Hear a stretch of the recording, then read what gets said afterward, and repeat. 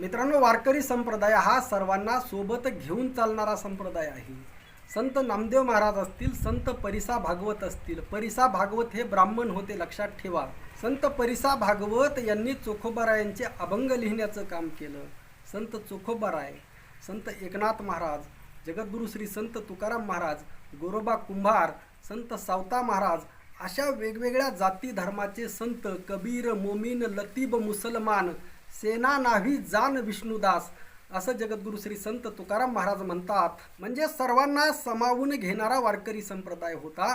वारकरी संप्रदायामध्ये ब्राह्मण ब्राह्मणेतर असा भेद नाही, लक्षात ठेवा. ब्राह्मण ब्राह्मणेतर चळवळीला सुद्धा वेगळी पार्श्वभूमी आहे, त्यावर आपण कधीतरी नंतर बोलू. परंतु मित्रांनो, आपण आज वारकरी संप्रदायाच्या अनुषंगाने जर विश्लेषण जर या कोरटकर प्रकरणाचं जर करायचं ठरलं, खास करून मराठा समाजाबद्दल मी बोलणार आहे, त्याचं विश्लेषण जर आज करायचं जर म्हटलं तर मित्रांनो, मराठ्यांनी ही गोष्ट लक्षात घेणं अत्यंत अत्यंत गरजेचं आहे. वारकरी संप्रदायाची भूमिका ही सर्वांना समान अधिकार देणारी आहे. जितका अधिकार ब्राह्मणांना आहे तितकाच अधिकार शूद्रांनाही आहे. कोणत्याही जातीला, प्रत्येक जातीला अधिकार आहे. तो नामस्मरणाचा आहे, भक्तीचा आहे, प्रत्येक गोष्टीचा आहे, वेदाचा सुद्धा आहे. शूद्रांना सुद्धा अधिकार आहे. ही भावना जागृत करण्याचं काम वारकरी संप्रदायाने केलेलं आहे. वेदाचा तो अर्थ आमासीच ठावा, येरांनी व्हावा भार माता, ही जी जगद्गुरू श्री संत तुकाराम महाराजांनी घेतलेली भूमिका आहे. आता वेदाविषयी बोलायचं म्हटलं तर भरपूर बोलता येईल, किंवा जगद्गुरू श्री संत तुकाराम महाराजांनी वेदाविषयी घेतलेली भूमिका आहे त्या बाबतीत सुद्धा भरपूर काही बोलता येईल. परंतु मित्रांनो, तुर्तास येथे मराठा समाजाने हा मुद्दा लक्षात घेणं गरजेचं आहे. कोरटकर सारखी जी प्रवृत्ती आहे ती एका विशिष्ट वर्गामध्ये असणारी जी प्रवृत्ती आहे, ही मित्रांनो एक नाही, ही लाखोंच्या संख्येमध्ये आहे. सध्या समाजामध्ये आजही लाखो कोरटकर आहेत, लाखो पुरंदरी आहेत, लाखो अनाजी पंत आहेत. आणि मित्रांनो, ही प्रवृत्ती सध्या तरी तुर्तास नष्ट होणार नाही. या सर्व अनुषंगाने मराठा समाजाने एक गोष्ट लक्षात घेणं गरजेचं आहे की समजा मराठा समाज दैवत कुणाला मानतो? छत्रपती शिवाजी महाराजांना दैवत मानतो असं आपण समजूया. छत्रपती शिवाजी महाराजांना सगळेच समाज दैवत मानतात. सर्व 18 पगड जाती, हिंदू, मुस्लिम सगळेच दैवत मानतात. आता काही लोक दैवत मानत नसतील, त्यांचा भाग सोडा, परंतु बहुतांश समाज छत्रपती शिवाजी महाराजांना दैवत मानतो. आणि वरवर आमच्या मराठा समाजाला असं वाटतं की आम्ही छत्रपती शिवाजी महाराजांना दैवत मानतो. परंतु प्रत्येक मराठ्याने हा प्रश्न स्वतःला विचारणं गरजेचं आहे. लक्षात ठेवा, मी कालच माझा एक मित्र जो वारकरी आहे त्याला प्रश्न विचारला, तू जगद्गुरू श्री संत तुकाराम महाराजांची, ज्ञानोबारायांची बदनामी करू शकतो का? हा प्रश्न विचारल्यानंतर त्याला प्रचंड राग आला. तो म्हटला, ज्ञानोबारायांची बदनामी, तुकोबारायांची बदनामी स्वप्नातही करू शकत नाही. मग मी त्याला म्हटलं, याचा अर्थ ज्ञानोबारायांचा आणि तुझा धर्म एक आहे, तुकोबारायांचा आणि तुझा धर्म एक आहे, बरोबर का? तो म्हटला, अगदी बरोबर. त्यावर मी त्याला दुसरा प्रश्न विचारला, तू औरंगजेबाची बदनामी करू शकतो का? त्यावर त्याने उत्तर दिलं, औरंगजेब अगोदरच बदनाम आहे, म्हणजे औरंगजेबाची बदनामी करायला याला काही सुद्धा हरकत नाही. मग मी त्याला म्हटलं, याचा अर्थ औरंगजेबाचा आणि तुझा धर्म एक नाही, बरोबर ना?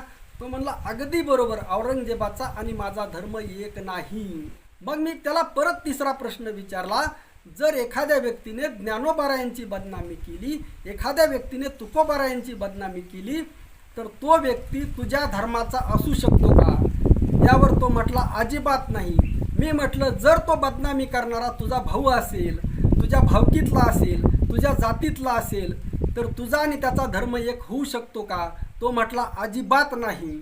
मी म्हटलं, जर तो दुसऱ्या जातीतला असेल, स्वतःला हिंदू म्हणत असेल, तर त्याचा आणि तुझा धर्म एक असू शकतो का? तो म्हटला, अजिबात नाही. मग मी त्याला म्हटलं, छत्रपती शिवाजी महाराजांची बदनामी करणारे हे सगळे कोरटकर एकाच जातीचे कसं काय? यांची संख्या एक नाही, दोन नाही, हजारोनी आहे. यांनी इतक्या कादंबऱ्या लिहिल्या, नाटकं लिहिली, इतक्या क्रूर पद्धतीने छत्रपती शिवाजी महाराजांची, संभाजी महाराजांची बदनामी केली.